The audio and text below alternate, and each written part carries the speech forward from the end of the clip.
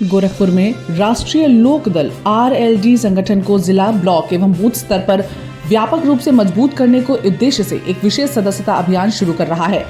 यह अभियान 14 अप्रैल 2025 बाबा साहेब डॉक्टर भीमराव अंबेडकर जयंती से प्रारंभ होकर सितंबर 2025 तक चलेगा। इस अभियान का मुख्य उद्देश्य किसानों, मजदूरों, अनुसूचित जातियों, पिछड़े वर्गों और अल्पसंख्यक समुदायों को पार्टी से जोड़ना है। राष्ट्रीय लोक दल के राष्ट्रीय अध्यक्ष चौधरी जयंत सिंह जी के प्रधानमंत्री नरेंद्र मोदी द्वारा केंद्र सरकार में महत्वपूर्ण दायित्व सौंपा गया है। उन्हें कौशल विकास एवं उद्यमशीलता मंत्रालय का स्वतंत्र प्रभार और शिक्षा राज्य मंत्री का दायित्व मिला है।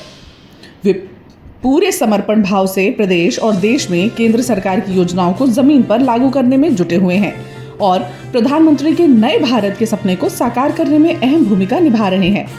उक्त बातें प्रेस वार्ता के दौरान राष्ट्रीय लोक दल के प्रदेश अध्यक्ष रामाशीष राय ने बताई। देखिए, राष्ट्रीय लोक दल के आज सदस्यता प्रारंभ हुआ है पूरे देश में। उसमें उत्तर प्रदेश में भी आज सदस्यता का शुभारंभ हुआ है। आज अंबेडकर जी की जयंती है और अंबेडकर जी की जयंती से हमारे पार्टी के राष्ट्रीय अध्यक्ष चौधरी जयंत सिंह ने निर्णय लिया है कि पूरे देश में राष्ट्रीय लोकदल आज से सदस्यता प्रारंभ करते हुए अपने पार्टी के साथ समाज के गरीब, दलित, पीड़ित ऐसे सारे तबकों को पार्टी के साथ जोड़ने का कार्य करेगा। उसी क्रम में आज गोरखपुर में मेरी ये आज का कार्यक्रम है प्रदेश अध्यक्ष के रूप में।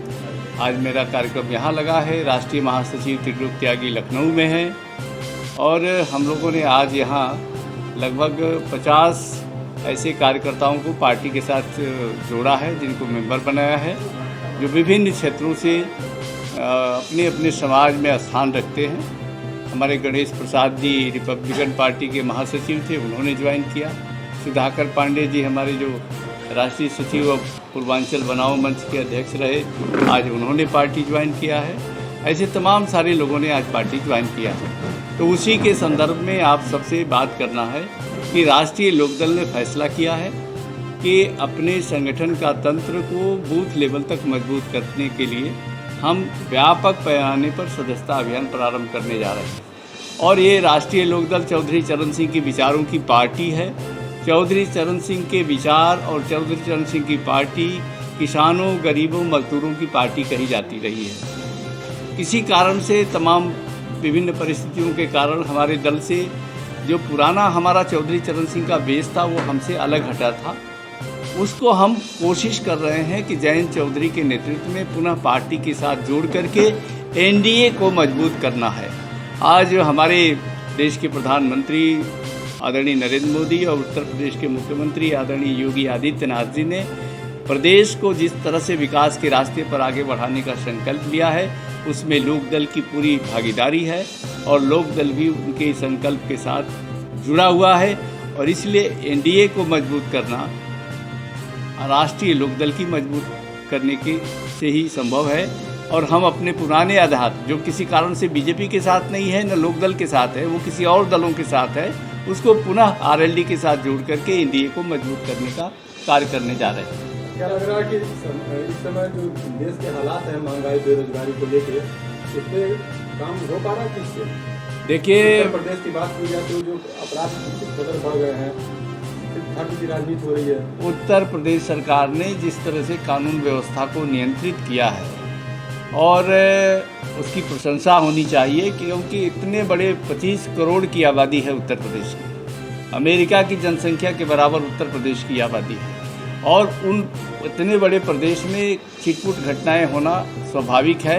लेकिन जिस तरह से सरकार ने लगाम लगाया है, अपराधों पर अंकुश लगाया है, उसकी प्रशंसा पूरे देश में हो रही है।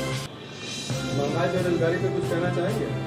देखिए, हमारे दल के जो अध्यक्ष हैं चौधरी जयंत सिंह, उनके ऊपर प्रधानमंत्री जी ने वो विभाग दिया है जो बेरोजगारी को कम कर सकता है। उनको टेक्निकल कौशल विकास का मंत्रालय दिया गया है। प्रधानमंत्री और एनडीए की सरकार ये चाहती है कि कौशल विकास के माध्यम से कुटीर उद्योग धंधों का जाल फैलाया जाए और उसके माध्यम से लोगों को रोजगार मुहैया कराया जाए। इस दिशा में सरकार कारगर कदम उठा रही है। बेरोजगारी दूर करने में सरकार एक तरफ देखा जाए नाकाम है। नहीं, कई लाख लोगों को, अभी कई लाख प्रशिक्षित लोगों को विदेशों में काम करने का अवसर मिला है। आप विदेशों की बात कर रहे हैं, देश की बात भारत कर रहे के लोग गए हैं विदेशों में काम करने के लिए ना। जब वो प्रशिक्षित होंगे, हमारे देश के नौजवान जो बेकार हैं, पढ़े लिखे हैं, उनको हम टेक्निकल रूप से प्रशिक्षित कर रहे हैं। प्रशिक्षित करके उनको देश से बाहर भी और देश के अंदर भी उनको रोजगार मुहैया कराने की दिशा में सरकार ने ठोस कदम उठाया है। सरकारी पदों पे जो रिक्तियां हैं वो भरी नहीं जा रही हैं। जल्दी भरी जाएगी। अब उसका निजीकरण का जो है लगातार कर्मचारी विरोध कर रहे हैं। पेंशन, पुरानी पेंशन के कर्मचारी मांग कर रहे हैं। सरकार, देखिए, बदली हुई परिस्थितियों में सरकार को बेहतर व्यवस्था और बेहतर मैनेजमेंट करने के लिए जो भी आवश्यक है उस पर सरकार कदम उठा रही है।